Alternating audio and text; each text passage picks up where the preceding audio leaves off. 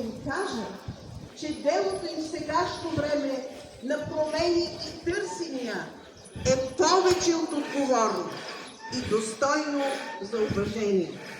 Традиция са челните места в олимпиади и спортни състезания на областно и национално ниво, много добри резултати от външно оценяване, прием във висши учебни заведения. Винаги на 2 юни награждаваме колегите учениците, но днес реших да кажа имената на тези, които награждаваме пред цялата военноградска общественост, защото има за постоянен труд е дал много добри и отлични резултати. Поздравявам Ивет Любомирова и 7-8 на национално състезание в София. Поздравявам техния ръководител по география, нашия старши учител Марийка Георгиева.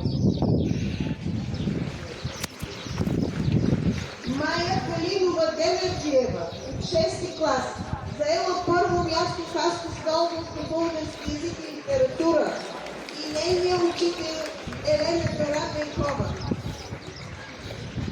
Поздравявам Димитър Петров Кондузов от 7-ми клас, заел първо място в областния кръг по химия и опазване на околната среда и неговият учител госпожа Елена Кръстева. Поздравявам господин Мариан Желязков Аранджиев, който години наред води нашите отбори по шах, които заемат винаги първо място в Хасковска област. Отбор с 5-7 клас Димитър Петров Кондузов, Димитър Миленов Криванов, Димитър Николаев Панайотов, Нели Георгиева, София Кирилова Ламбова. Възрастова група 8-10 клас по шахмат Марина Милчева Атанасова, Стефани Тодорова Чекулова, Атанас Христов Павлов, Ивона Златкова Пилова.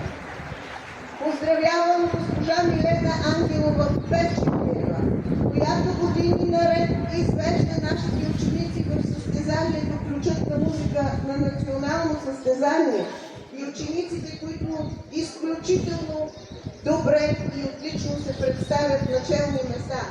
Анджелина Антонова Авджиева, 4-ти А клас, Нели Георгиева, 6-ти А клас, Иван Йосифов Антонов, 6-ти А, Ивет Любомирова Георгиева, 7-ти А, Димитър Петров Кондузов, 7-ти А клас.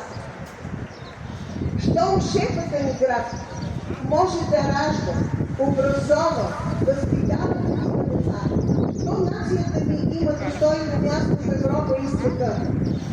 Уважаеми ученици, ваше право и ваш дълг е да познавате историята на нашия народ и нашата страна, защото вие ще бъдете тези, които ще напишат следващите страници в нея.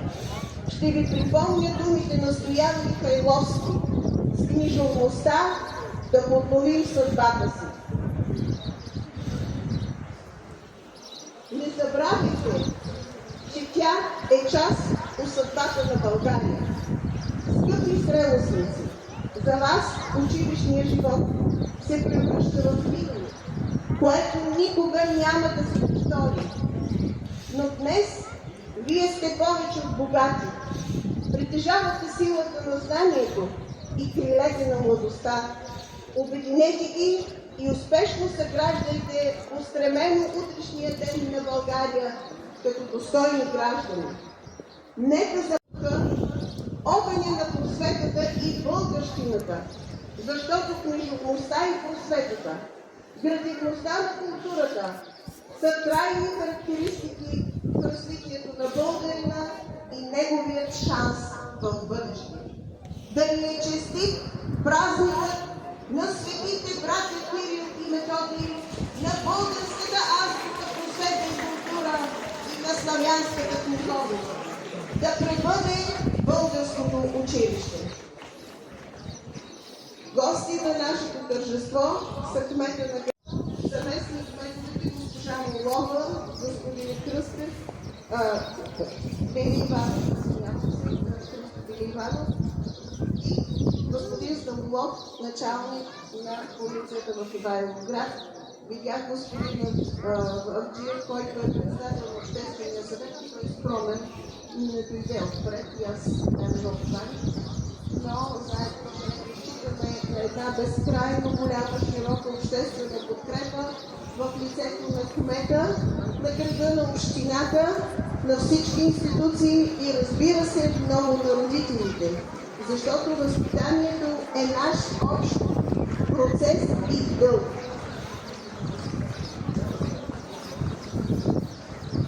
Давам думата на госпожа Овчарова, кмет на община Ивайловград, да поднесе своите поздравления. Благодаря ви, госпожо Хорозова, директор на нашето прекрасно Ивайловградско училище. В този толкова хубав, слънчев, притесен ден, който побуваме с родното училище, една част от присъстващите, а други сме тук, за да потвърдиме силата на този празник, да се обърна с думи на приветствие и благодарност към всички вас, учителите на нашето родно училище. Да се обърна с думи на благодарност към учениците, към хората на културата и изкуството, към всички вас, като Розова скулптура. Няма как да не се гордеем с резултатите, с постигнатото от всички вас. Щастлив път на тези, които тази вечер ще празнуват своя празник. Думите са най-важното нещо в този ден. Затова нека отправя към вас думи на най-добри благопожелания за това в вашия житейски път да се случват хубави неща.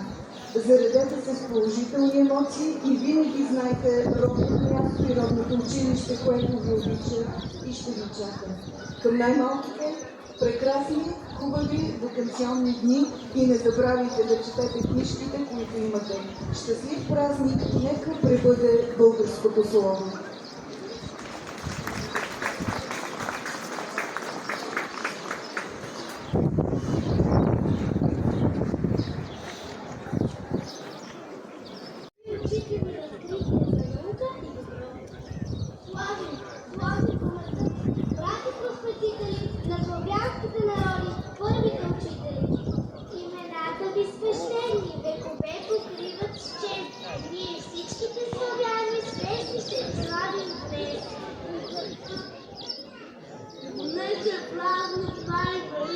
Ден на нашия език и славянските народи, ден на Кирил